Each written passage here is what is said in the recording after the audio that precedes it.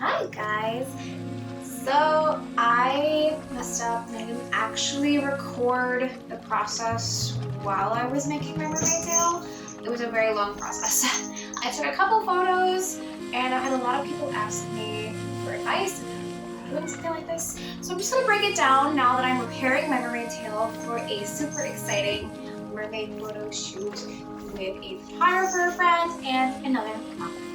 So I do need to make some more scales to repair the tail. I'm going to be working on molding those and taking those and repairing the raw piece. So I will record little bits and pieces of the process to kind of give you an idea. Otherwise, I'll just try to go over the instructions as best as I can without the actual footage. I know, I'm sorry. I am really sad that I didn't get more footage of actually building the tail, but whenever I ran a poll on my Instagram and OnlyFans stories, you guys said that you still wanted a tutorial even without all of the footage, so here we are. So hopefully this is helpful. Please do keep in mind that I already destroyed the tail. So it is a rather delicate piece. It is not meant for swimming, it is for photography purposes only, and while it was fine being submerged in water, it did not take kindly to a kind of rough water current. The current that destroyed it was pretty strong. It almost pulled me in a couple times. So, all things considered, it held up okay, but it is not super heavy duty. It did survive a shibari suspension session before that photo shoot that ultimately killed it, so it's been through a lot. I have to give it some credit. The first thing I did was sketch out my design and kind of plan how I wanted the tail to look and flow.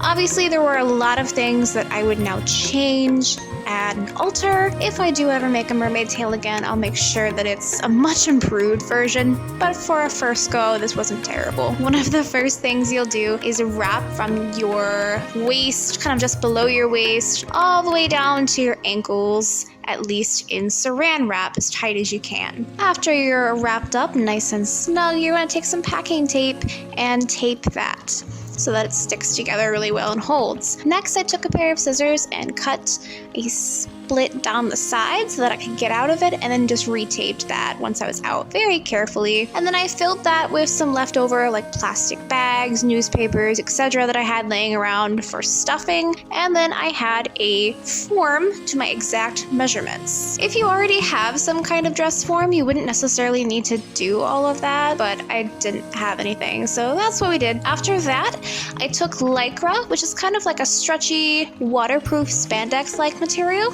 and I wrapped that around the form and sewed a very basic mermaid skirt. For this tail, I did not make a lycra base to fit around the fin. I made that a separate entity from the tail. In the future, I would make the tail and the fin one piece. I thought making them two pieces would allow me to get out of the tail and move around more easily. It was still almost impossible to move. Someone did pick me up and carry me to my location at one point. It was still just a pain, and it ended up not looking very good and hurting the integrity of the tail, which I think is a lot of why it fell apart the way it did. So in the future, a one piece, not a split two-piece tail. I made my scale molds by hand. This is gonna sound really silly, but my best molds were made out of dried Play-Doh. There is probably a legitimate, professional, smart way to do this, but that's not the way I did it. So I made each scale mold individually out of Play-Doh. I made as many as I could out of a couple jars of Play-Doh I had laying around. So I made up all of those Play-Doh molds. I laid them out on a cookie sheet that I covered in tin foil, and I coated them in latex. Some of them I coated once, some I coated twice. Latex is buildable, but with every layer of the brushable liquid latex, it does have to sit overnight, at least 24 hours, before it's properly cured. So once those scales were ready, I carefully, very carefully, removed them from the Play-Doh molds, and I brushed a thin layer of latex on the lycra tail body and a thin layer of latex on the latex scale. Latex is an adhesive that sticks very well to itself. I went ahead and layered those scales on. This takes a very long time. You're going to layer them kind of like shingles on a roof. For the tail fin, This is not what I would do with a future tail. Let me just state that again because I feel like I messed up by doing this, honestly.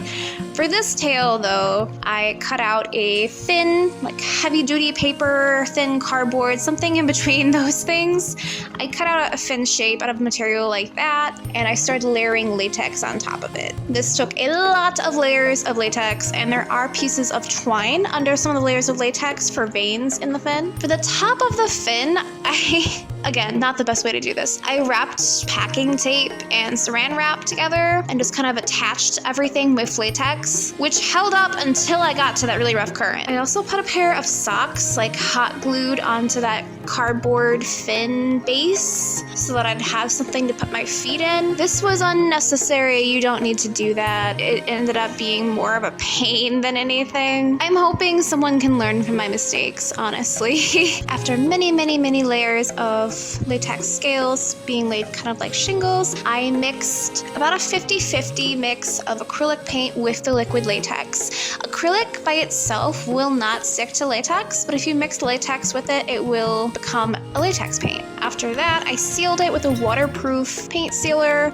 In the future, I would really like to explore a more elaborate design. If I do make another tail, I think I would like to go the Ariel route. I know a lot of people were kind of disappointed that I didn't do a green tail and do Ariel cosplaying because, you know, the red hair. I get it. So if I do this again, I would absolutely love to do an Ariel cosplay, maybe volunteer at a children's hospital, which is something I've always wanted to do and talked a little bit about wanting to do on here. But it is a lot of work to make a whole mermaid tail from scratch, so I don't know when I'll be ready to do that again. We'll see. Honestly, if you're not great at sewing, if you go on Shein, yes, I know, but they do have really cheap fabric mermaid tails, or you can get some off of Amazon or other places, and you could do the same latex technique that I'm talking about without having to mess with actually sewing or building the form of the tail from scratch, so that could save you some time and frustration. All you would do is layer that fabric with the liquid latex, make your scales out of latex and molds, and then apply them using, you guessed it, more latex. There is a lot of latex involved. I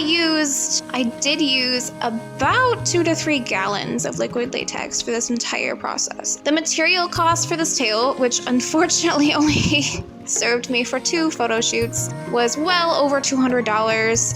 Which is expensive, but still a lot less than any of the silicone or latex tails that you would buy on the market. Another thing to remember is that the latex absolutely must fully set before you wear the tail, handle the latex a lot, or submerge it in water or any of that, or it is just going to crumble and fall apart instantly.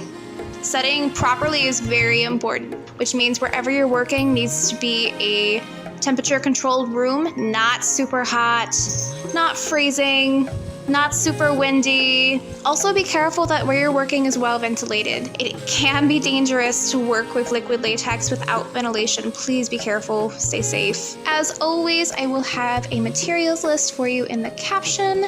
Also, if any of you have anyone in your lives who would like to meet a real-life mermaid or volunteer opportunities like the children's hospital I talked about or anything like that, I would love to hear your leads. If something like that came up and it would really make a difference to someone, I would get the materials today and make another mermaid tail. Hopefully this helped either as a cautionary tale or as actual advice. But if you have any questions, I am more than happy to answer them. Please don't be afraid to send me a message. You can find me on Facebook, Instagram, or here. Thank you so much for watching. Please remember to like, comment, subscribe, share, etc., whatever I'm supposed to say on YouTube, I don't know. I'm so grateful for each of you supporting me, cheering me on, and humoring my crazy creative ideas. Thank you so much for being here. I hope you have a wonderful day, and I will see you again soon. Also, my fiance told me that saying "hey guys" is cliche and makes me sound like a cringy YouTuber girl.